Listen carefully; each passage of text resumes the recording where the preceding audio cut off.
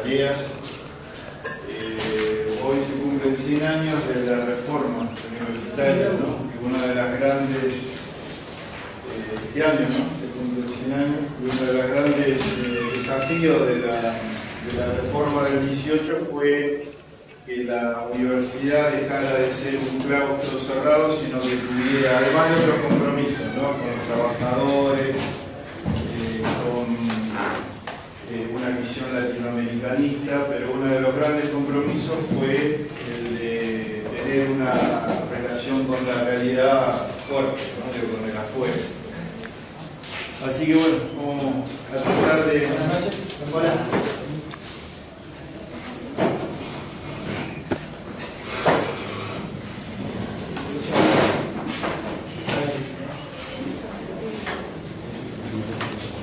La convocatoria de Gustavo fue a que tratáramos este tema, el de territorio urbano. Entre los dos le pusimos como algunas palabras que disparen, reflexiones, ¿no? Creo que la idea de nosotros es no tanto responder las preguntas que a veces nos propone la agenda pública, sino hacernos nuestras propias preguntas, ¿no? Yo creo que ese es uno de los grandes aportes que podemos hacer, es decir, poder hacernos con autonomía nuestras propias preguntas y de naturalizar algunas cosas que el sistema naturaliza, que nos hace creer de que son así, es así. Es del orden natural o del orden divino para el que cree en un Dios, y nosotros creemos que no es así. En general, las cosas que suceden en este caso en los territorios son del orden histórico, político, por lo tanto, donde intervienen relaciones de poder, por lo tanto, en el que inciden los modelos de desarrollo que se imponen, por lo tanto se pueden modificar, ¿no?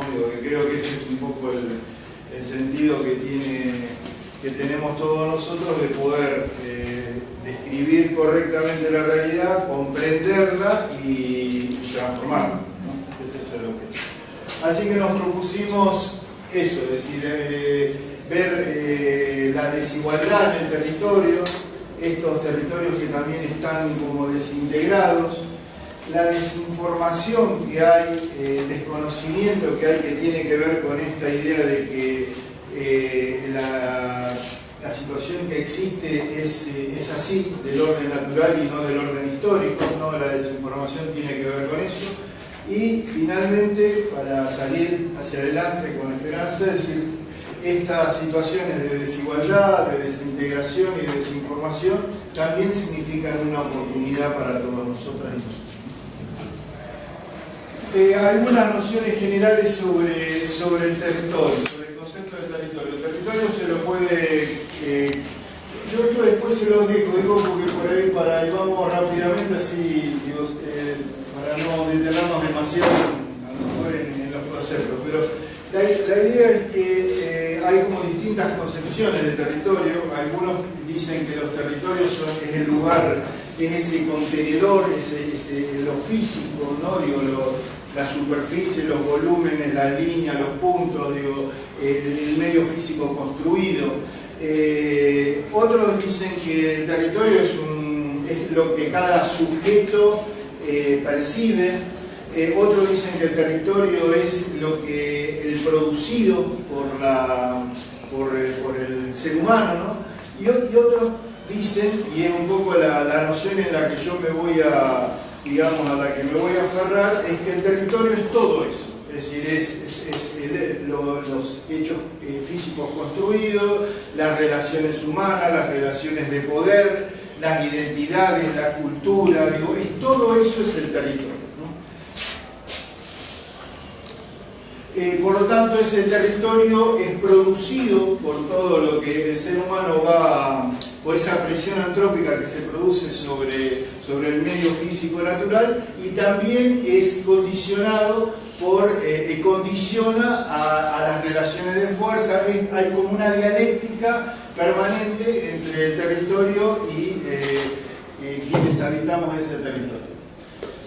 Hay algunos que entre esas nociones lo plantean como un lugar con una identidad administrativa jurídica, ¿no? Es decir, es una superficie, digo, ¿no? Que llega desde un lugar hasta otro, que tiene una legalidad establecida, ¿no?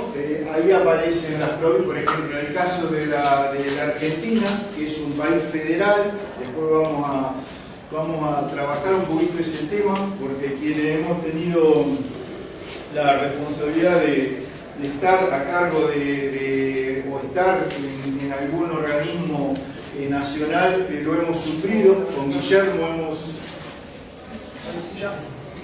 Hola. Es decir, la Argentina es un país federal, ¿no? Es decir, es un país que se constituyeron primero las provincias. Las provincias tuvieron sus propias constituciones, su propia legalidad, digamos, establecieron las constituciones, son unas normas de convivencia, y después se constituyó la nación. Cuando al constituirse la nación, ahí alrededor por el 1880, las provincias delegaron algunas facultades a la nación y otras se las reservaron. Todo lo que es el ordenamiento territorial, todo lo que implica la edificación del medio ambiente construido, las provincias se lo reservaron. Es decir, que cuando uno quiere intervenir en el territorio, desde el Estado Nacional tiene que respetar lo que determina cada provincia y lo que determina cada municipio, porque a su vez cada provincia delega en los municipios competencias. Yo, por ejemplo, hice una imagencita que es, creo que es representativa de esto. Este es un lugar en La Plata, Berisso y Ensenada. Acá hay un punto en el que esta línea es La Plata, esta línea es Berisso y esta línea es Ensenada. La verdad, si uno mira desde acá, ¿ustedes ven alguna división de ese territorio? No. Si se paran acá en la avenida esta, la 122, menos todavía. Si mirás para un lado, no ves Ensenada o Berisso y el otro lado La Plata. Quiero decir que son esas divisiones que son administrativas jurídicas, que son importantes porque implica que acá hay un intendente, una legalidad que es casi parecida a la de La Plata, pero que no es igual. Acá hay otro intendente, quiero decir, hay situaciones que diferencian a este territorio que uno mirándolo desde acá lo ve como un territorio único, ¿no? En el caso de América Latina,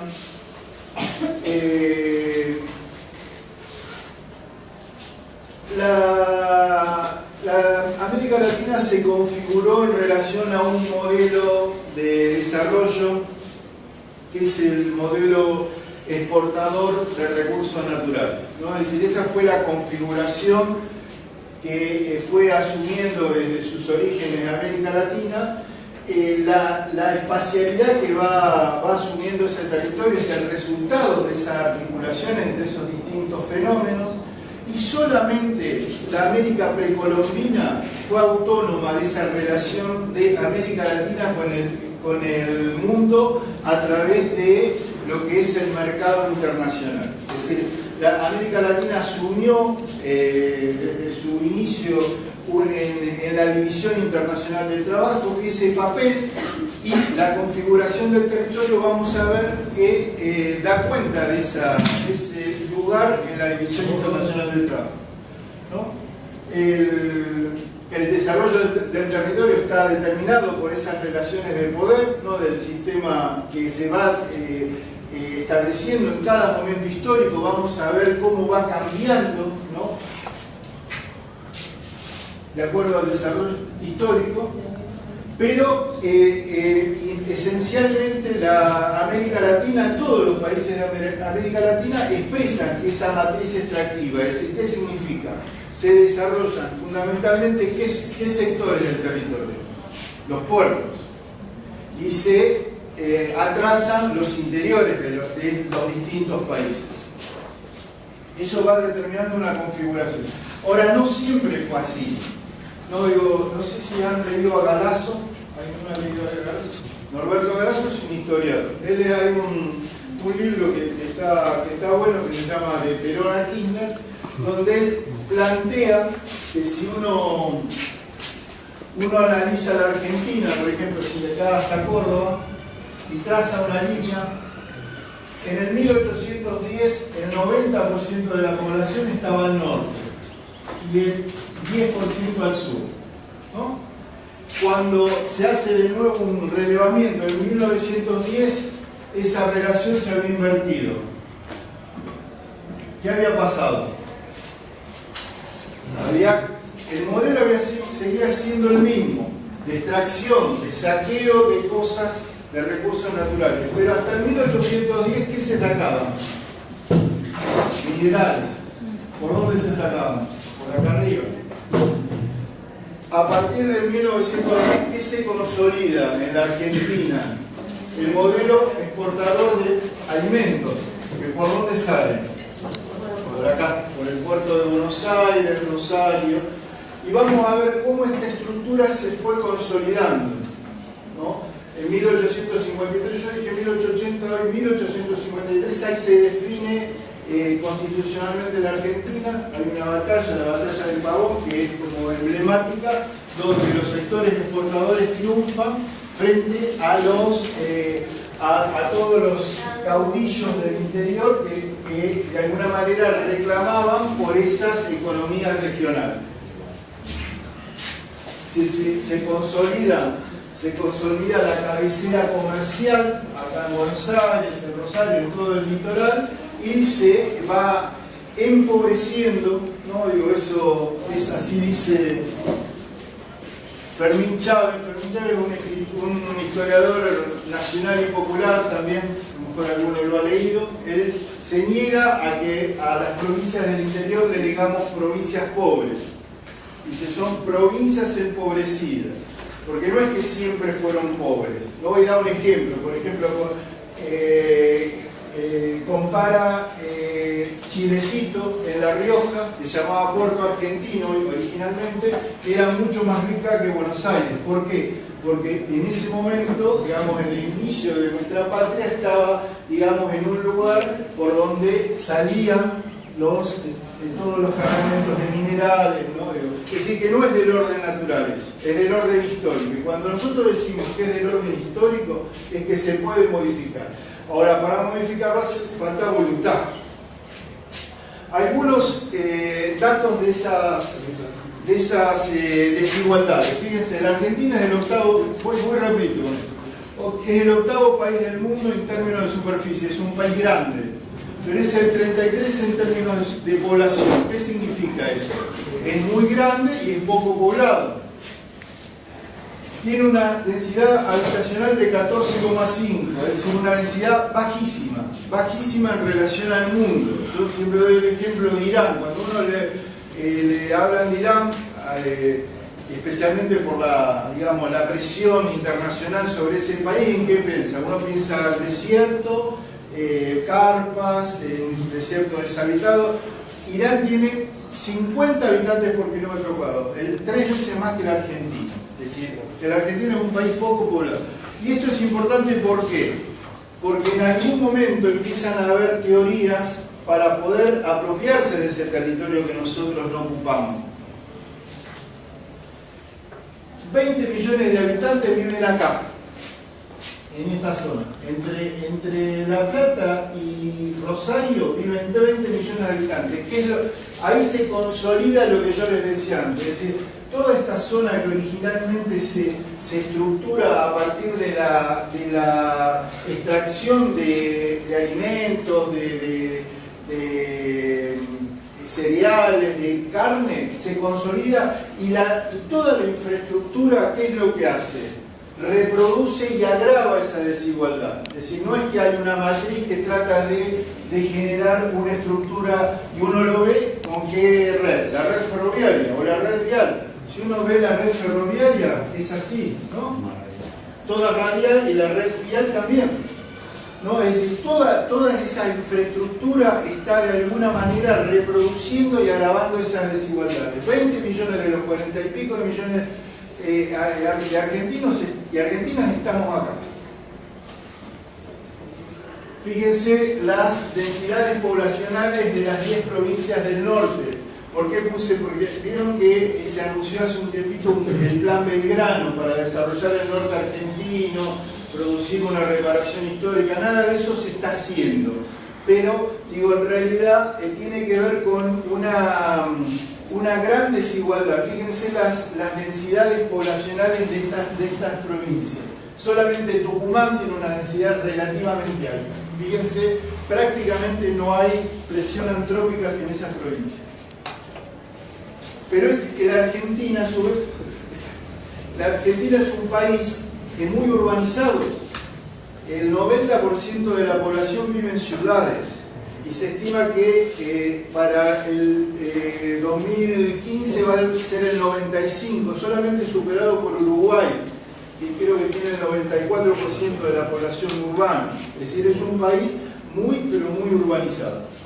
Pero a su vez es un país con una superficie agropecuaria vastísima. Digo, ¿no? Es un país agroexportador. En algún momento fue granero del mundo, ahora pretenden que sea supermercado del mundo, ¿no? Es decir, los gobiernos van y le dicen a los alemanes, a la primera ministra alemana, dicen, ustedes nos mandan productos manufacturados y nosotros les mandamos alimentos, ¿no? División Internacional del Trabajo, con algún valor agregado. Ahí se empieza a producir, en términos económicos, ustedes algunos estudian administración, lo que se llama los deterioros de los términos de intercambio.